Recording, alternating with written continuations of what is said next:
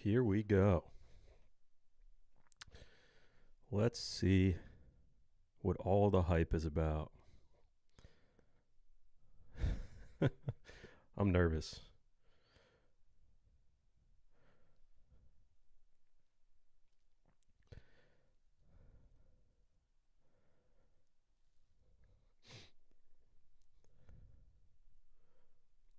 I am nervous, but I'm excited. I've considered things, I've slept on things enough where I'm at least open to hearing what he has to say.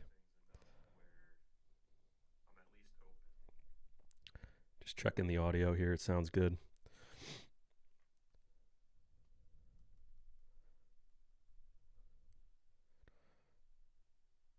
But yeah, let's see what we got in store. Let's see what Big Mike has to say. Let me know if you guys can hear the stream from the Steelers side.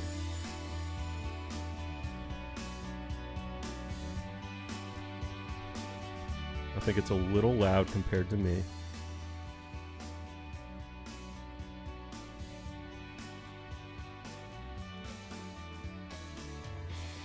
How does that sound? My voice versus the stream. How's it sound?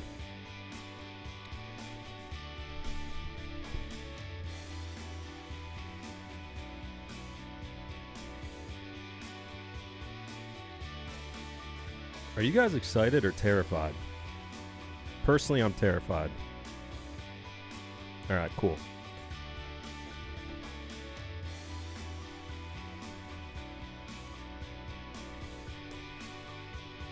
Big Mike. Let's see what he has to say. Oh boy.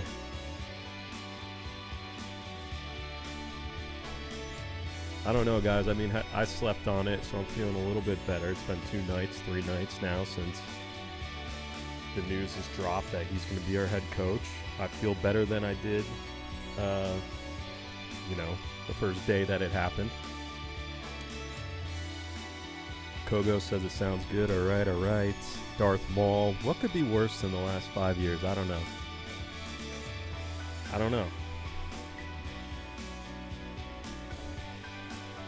This is what we asked for, right? We were all open to change. We all wanted change. And beggars can't really be choosers, can they?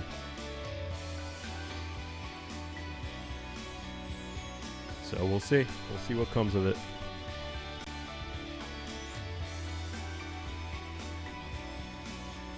I do think this is a big press conference, though. Definitely the biggest that we've had since I've been a Steelers fan, at least since I was old enough to know what football was.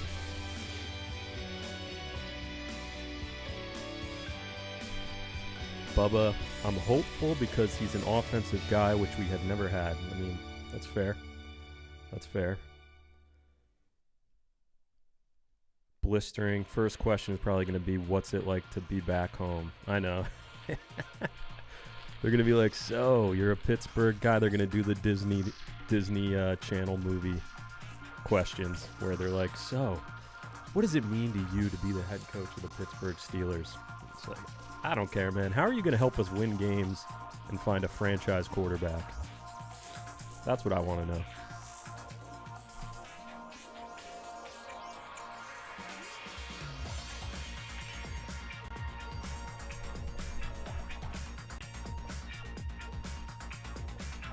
Now, keep me honest, guys. So when this starts, if my audio levels are too low or the stream's audio levels from the Steelers side are too low or too high, let me know what needs to be either increased or decreased to even things out. Help me out if you can. Thank you. Illmatic, the quality of this hire will be determined by the quality of the coordinator selected. That is true.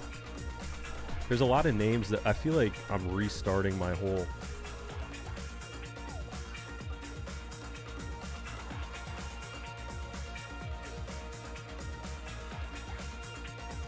back.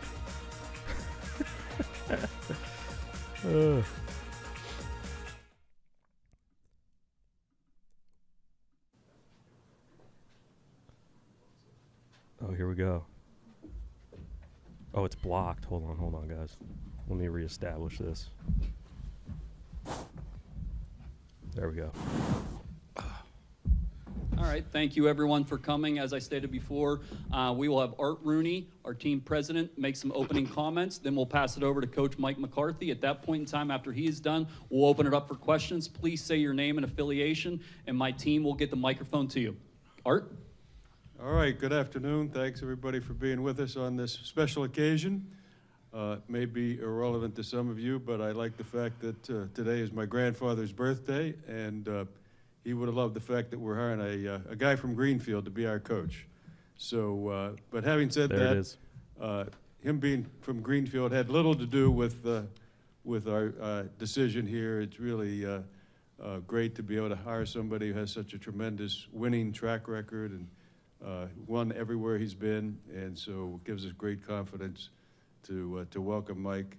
And so I am happy to introduce Mike McCarthy, the next head coach of the Pittsburgh Steelers. Mike.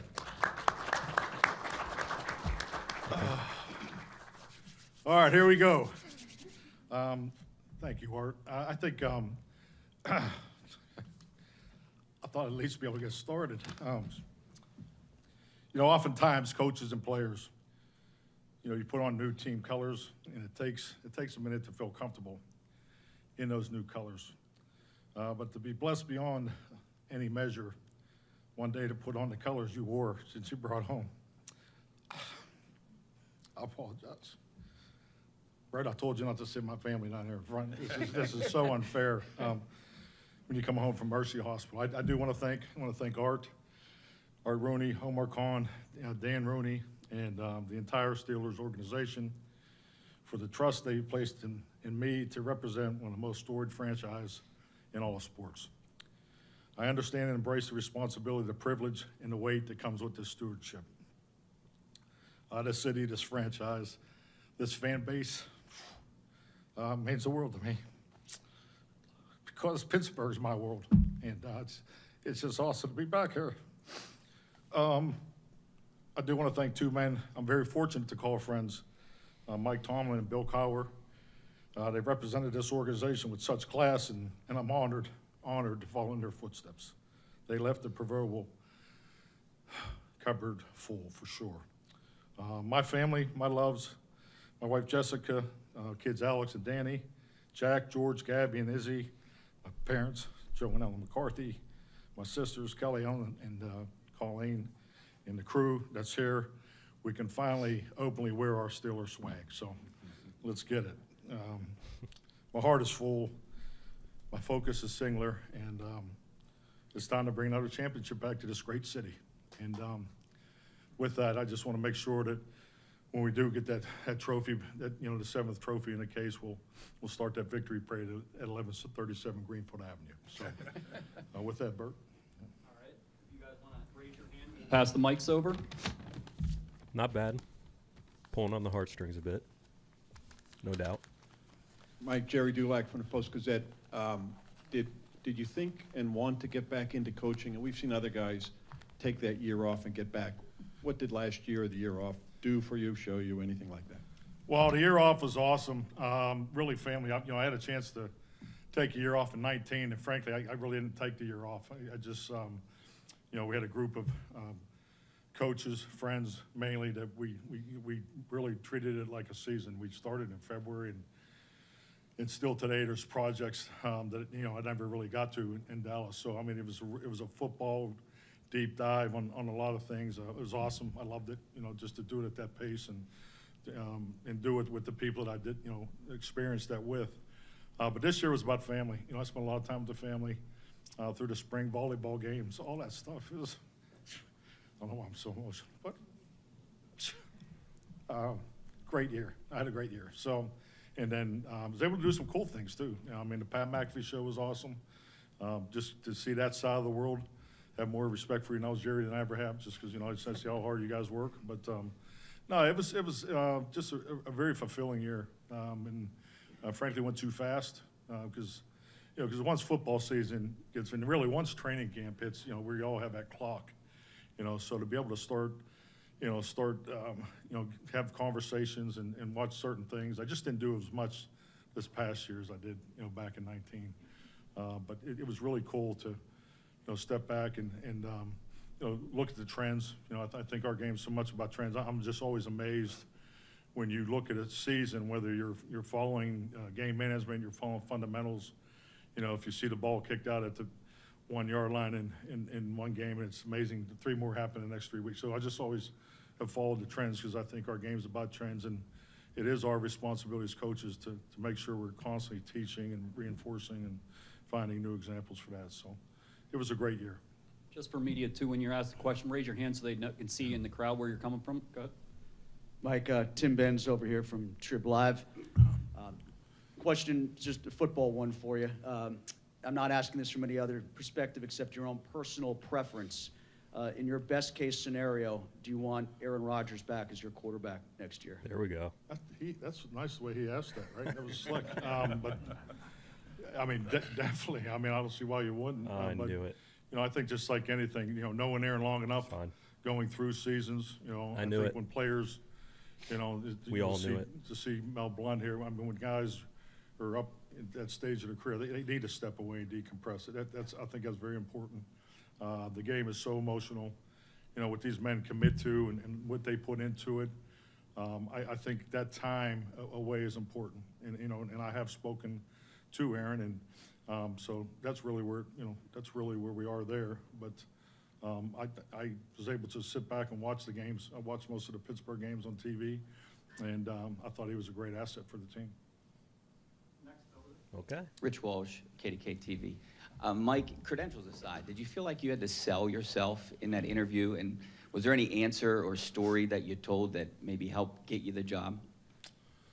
Well, Share with us. I think, every time you had a chance to interview, I've always enjoyed the interview process. Frankly, you have, was on 3 this year, had a number in 19, and really didn't have many before that, frankly.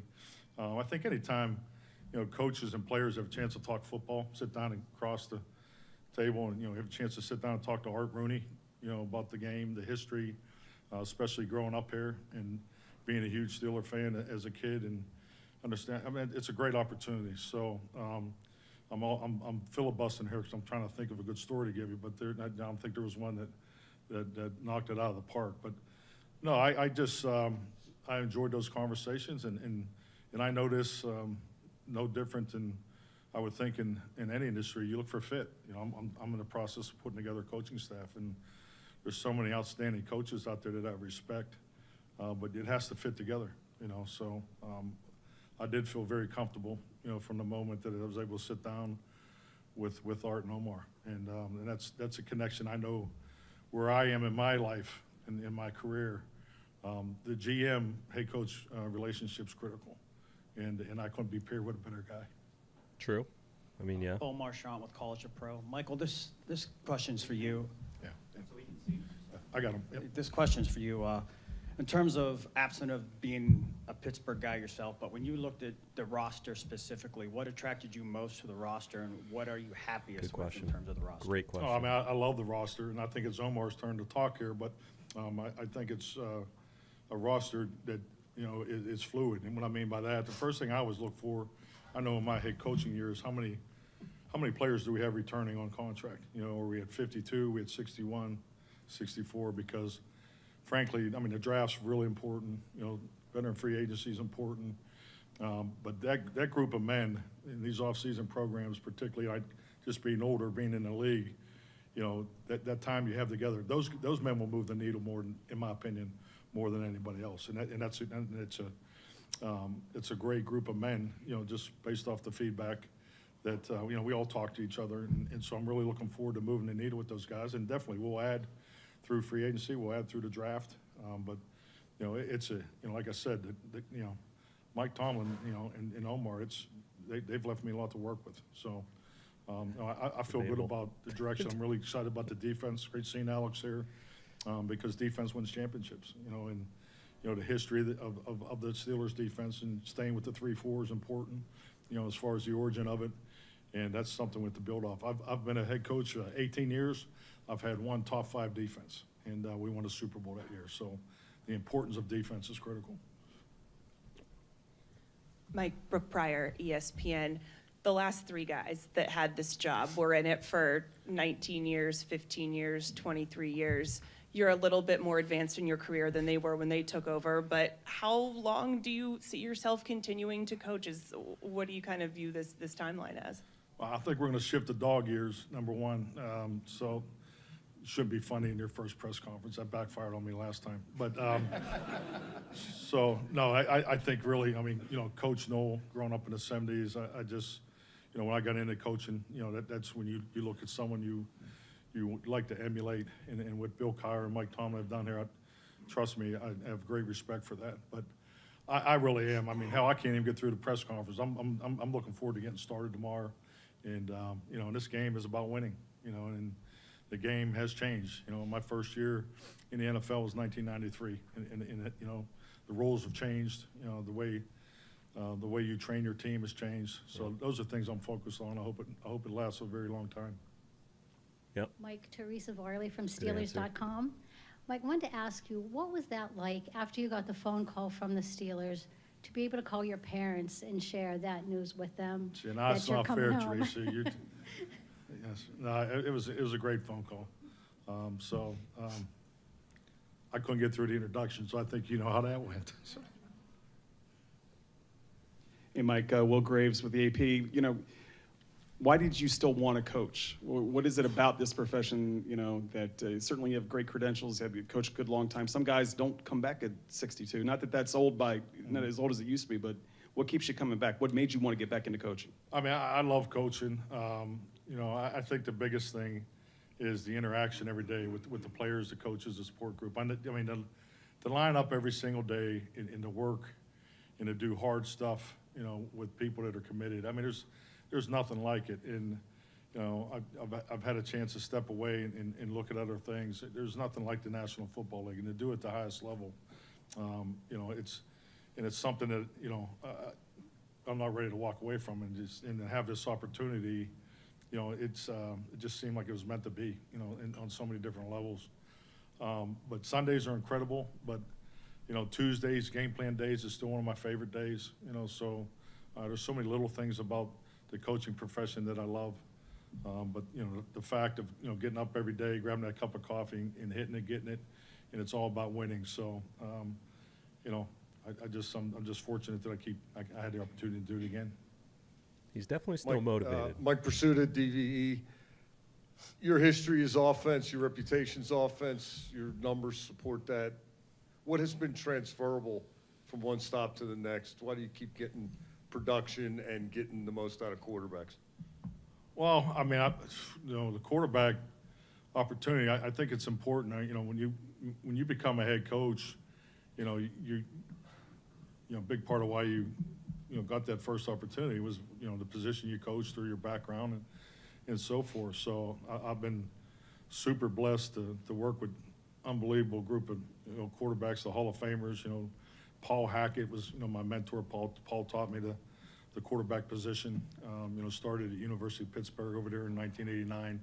So just had great mentorship, you know, through my younger years. But in that you know, that follows through. A little harder to coach the quarterback today than it was in, you know, pre-2011. But, you know, you know, that position is no different than any other position. You know, the quarterback position to me is a huge challenge because you don't have the individual time that the other positions have. So, but really finding time, you know, being efficient with your workload capacity and making sure those guys get the fundamental training. So just never really deviating from the old school way, and it has worked for decades. Mike, Ashley Leotis here with WTA Channel 4 here in Pittsburgh.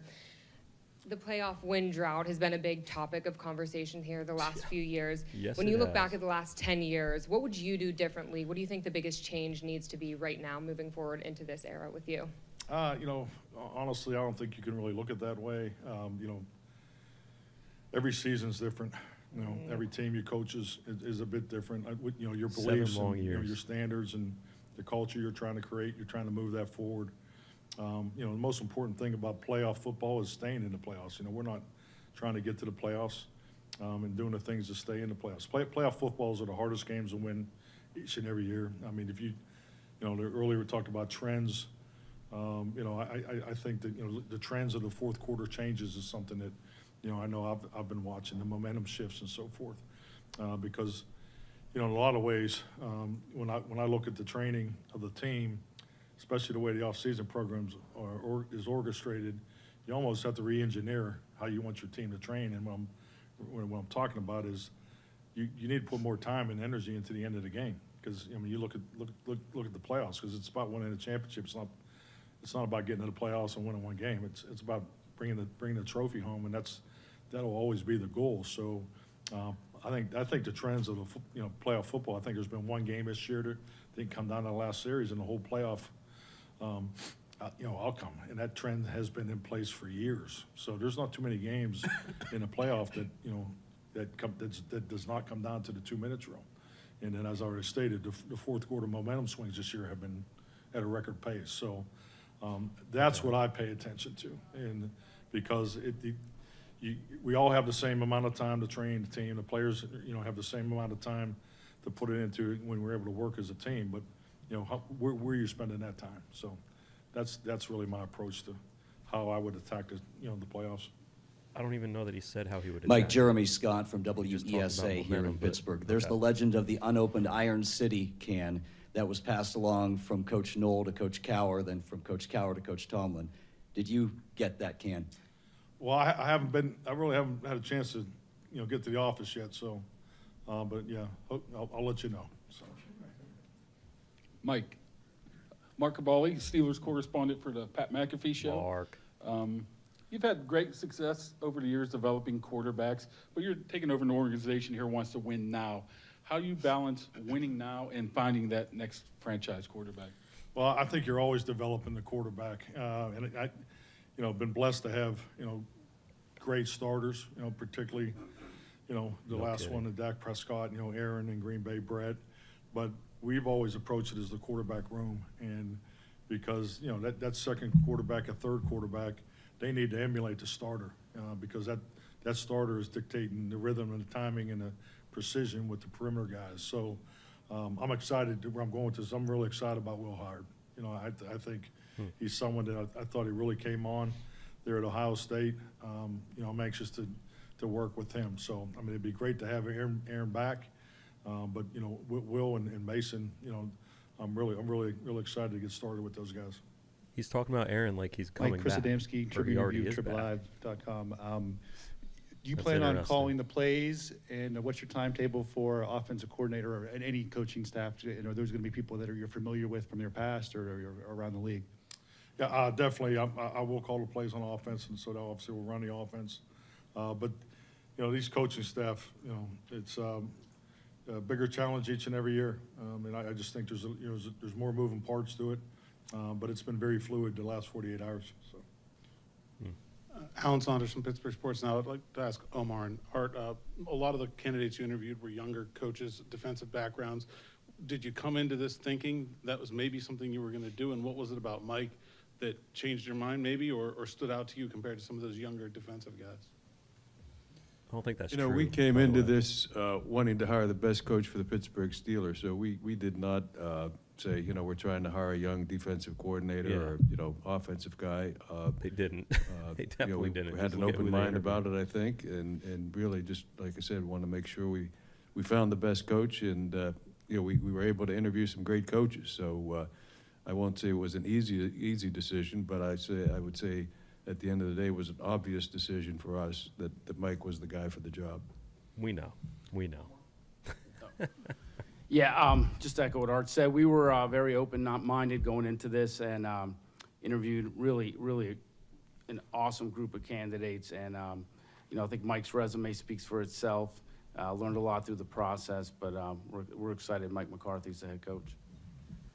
Missy Matthews, Steelers.com. Coach, this is for you and Omar. You guys crossed paths with the Saints many years ago. Short period of time. Is it surreal to be sitting next to each other in the capacity that you are today, and what do you remember about each other back then? Can we go first? Yeah, in case you say something stupid. Yeah, it's hard to believe it. That was 25 years ago, but I grew up a big Saints fan. So for me, that year was really special because that was the first year that the Saints ever won a playoff game. You know, Mike was the offensive coordinator, and it was an unbelievable year, and it was exciting, not only as someone that worked in the National Football League, but just as a fan growing up. But, you know, we had some good times, but what do I remember the most is just the hard work we put in. You know, I remember the attention to detail that this man to my right used to put into everything he did, and that still resonates with me today. But it was a good year, good experience, and can't believe it's been 25 years. It's gone fast, and I just, you know, I always remember the first impression of Omar.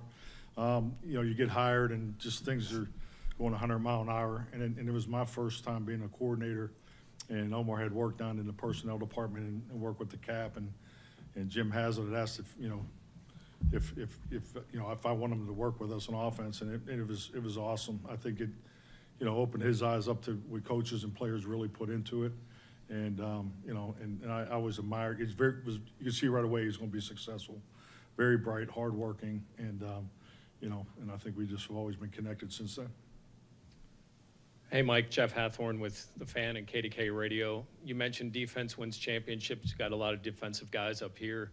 What is your defensive philosophy, and what are you looking for on that side of the ball from a coaching standpoint? Well, I mean, as we build the staff, I mean, we definitely want to build off what's in place here. You know, I mean, just as a whole, you know, you know, with this being the third organization that I've walked into the first day, I don't believe in the throw out the baby with the bathwater method. I believe in, you know, building off what's in place, and there's a lot here in place. I mean, it's okay. The defense is, you know, system has been here since 1992. That's so, a problem, by the way. Came here with, you know, Coach Cower and Dom Capers, so always been a fan of it. You know, always felt it was the toughest one to compete against as an offensive coach. You know, part of the reason why I went to it in Green Bay. So, you know, those are the things we're focused on right now. We're putting the staff together, but, you know, ideally we want to keep the language the same. So, I think, you know, those are big decisions when you come in here, because when you got something that works the way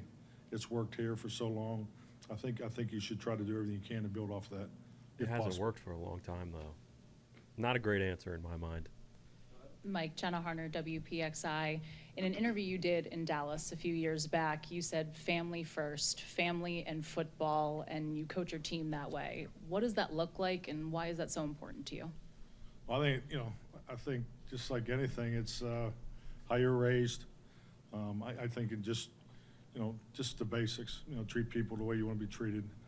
I think respect goes a long ways, and I think it always starts with the locker room, because that locker room is a family, and everything we do, everything that we do that touches the locker room, is to me the primary focus every day. I think that's how you win. You win every day. Those men are making the sacrifices. Those guys are performers, and when they cross the white lines, you know, we got to feel that we've given them everything to be successful. So it's really keeping the light on the locker room, which is the family. Shelby Cassasi with WPXI. What qualities are most important to you as you form your coaching staff underneath you? Oh, I mean, a number of them. I think, you know, I have a philosophy of how to structure one. I think there's 4 areas that I've looked at. You know, number one, you got to have experts. You have the men that know the league. This league evolves. You know, you definitely want to be on the front end of the cycle. You know, you want to be on the back end. So that's important to have the expertise and experience at a certain level. I think it's important to look at the current coaching staff in place. A lot of good coaches that were here in place under Mike, and they're all leaving. You have to take that into consideration, because it's part of the fit and ability to move forward and make them part of it. You know, if you feel like it fits.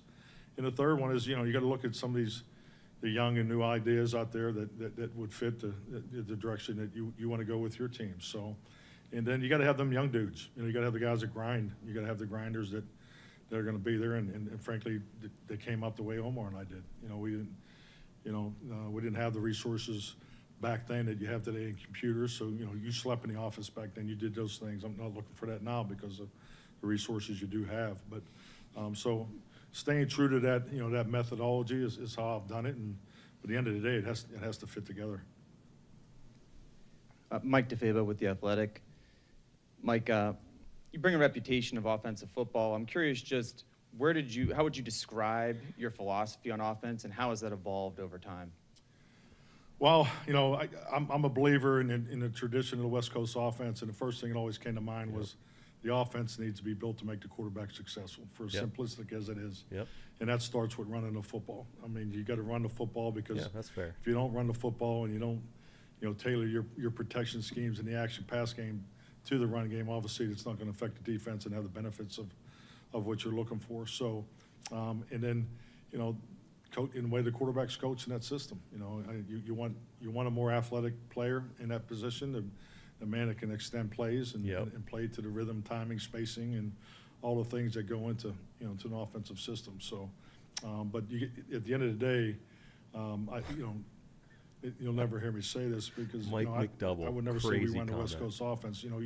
If your system of football cannot take in every player that Omar and Art want to bring to the Pittsburgh Steelers, then you need to take a look at your system. So, we need to make sure we can accommodate, the variety of players that are available to us. That was a great answer, but also he talked about bringing back Aaron Rodgers and Will Howard, Mike's had an and they don't align with the quarterbacks. How much did athletic that play a quarterback. factor in bringing him on So to I'm be a not head sure coach? 'Cause what I he's know, actually you've been making it a priority to find a long-term option at quarterback. And then, Mike, how has the quarterback position evolved, and what have you learned over the time of working all the way back with Joe Montana, but then also recently with Dak Prescott? Yeah, it's a good question. I'd say, look, with everybody we talk to, the conversation of developing the next the next quarterback for the Pittsburgh Steelers was part of it. I think Mike's resume speaks for itself, who he's been around. But we're excited about working with Will, and that was a part of it. Quarterback play, I think the obvious is the role changes, their ability to run. They're running. The quarterback runs. The called quarterback runs is probably the biggest thing that's changed in the last 5, 6, 7 years, and obviously, the rules, protecting them and making it possible. I mean, just the way you play defense. You got a 7-gap run scheme now. It has an 8th element to it because the quarterback can pull the ball. No different than the 8-gap, 9-gap scheme. So I mean, I think that is the biggest evolution that I think is obvious to all of us. But at the end of the day, to win these big games that are being played, in January, they still got to make throws from the pocket, and that's why the belief and the footwork and the training and all those things that goes into it. But yeah, the running quarterback is the biggest change that I've seen. Right. So why are you bringing back a 43-year-old quarterback? Mike, Brian Batko from the Post-Gazette. I just wanted to ask you, I mean, what can you share about what these last 72 hours have been like for you? How much of it's been, whether it's returning calls and text to family and friends or planning the next steps, draft process, pre-draft wise? What can you pull back the curtain for us on these few days? I think the two words that jump to the front are overwhelming and surreal. The opportunity of the Pittsburgh Steelers, but the overwhelming response that's occurred. I mean, I've seen more. I've received probably twice as many, at least, text messages and calls than I did when we won a Super Bowl. It's been overwhelming. So, but the last 48, 72 hours have been about the staff. So I mean, it's just been nonstop because trying to make it fit together and there's it's more difficult to put a staff together today than it was 6 years ago and definitely 20 years ago. So. Two more, and then we'll have some photo opportunities. Mike, Ray Fittipaldo from the Pittsburgh Post-Gazette. When do you need to have an answer from Aaron by? And then second part of the question is, you took this year off. What's your first thoughts on this year's quarterback class coming out of college?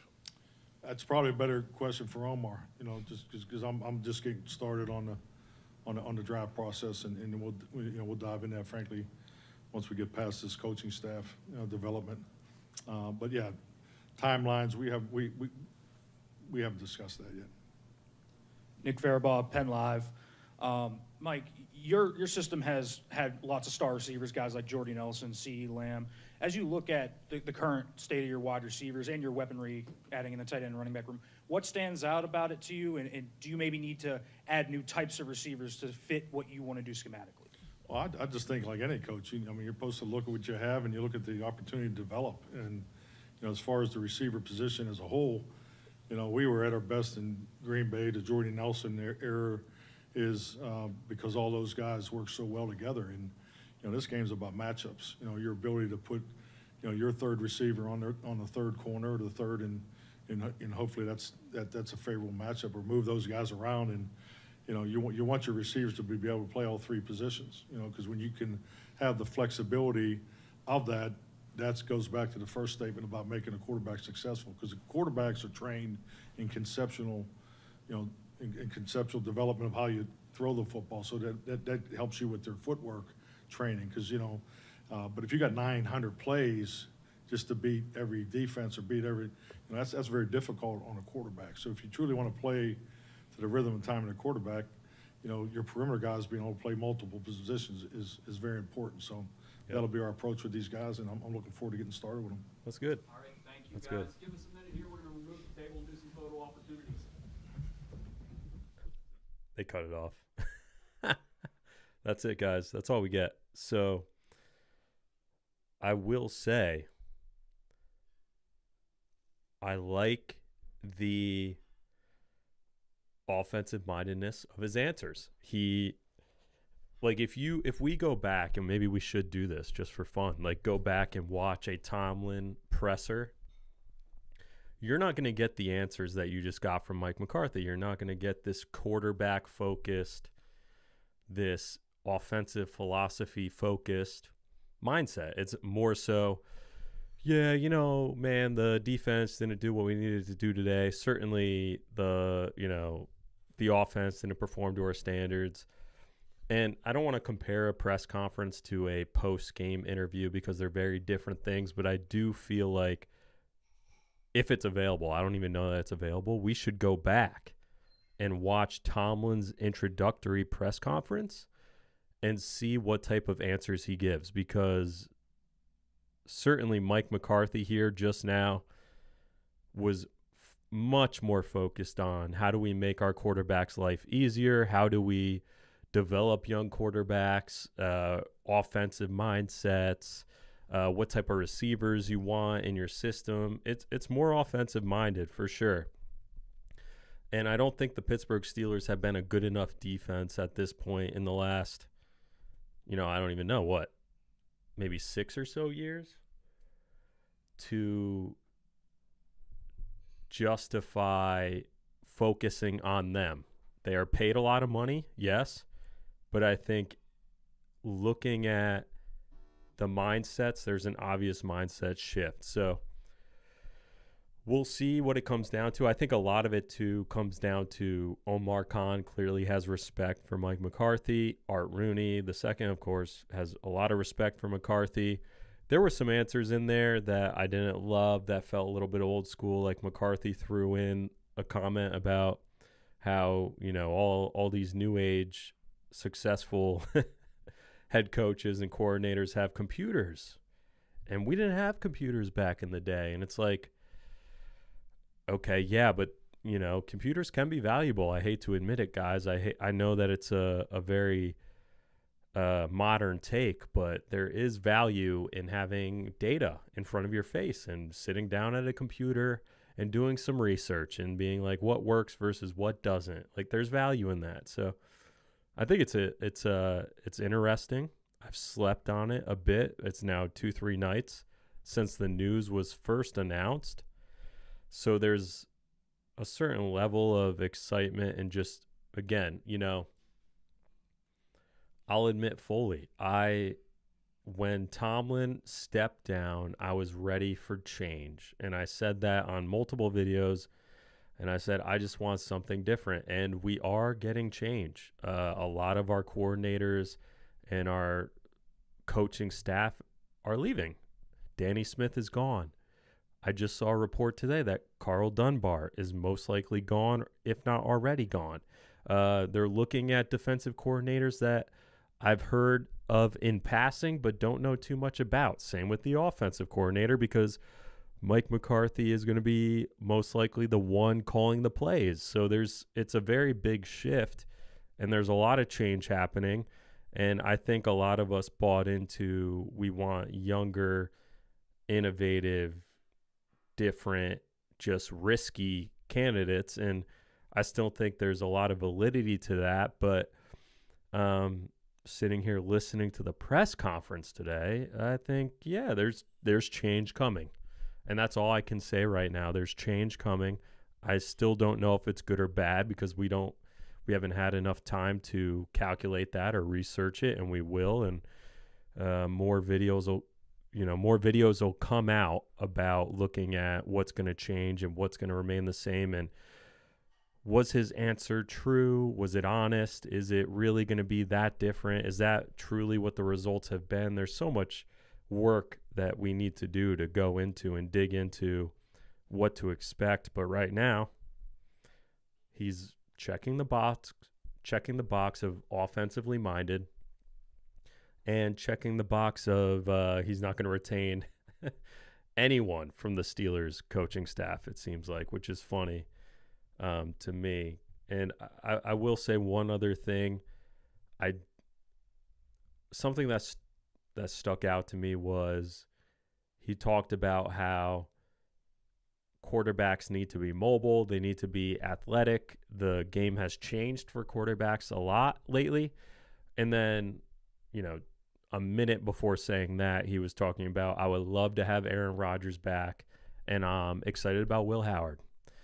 And no disrespect to Aaron Rodgers, no disrespect to Will Howard, but certainly they are not the most athletic or mobile quarterbacks in the current landscape of the NFL. So we'll see what happens. We will certainly come back and make another video exploring some of these statements.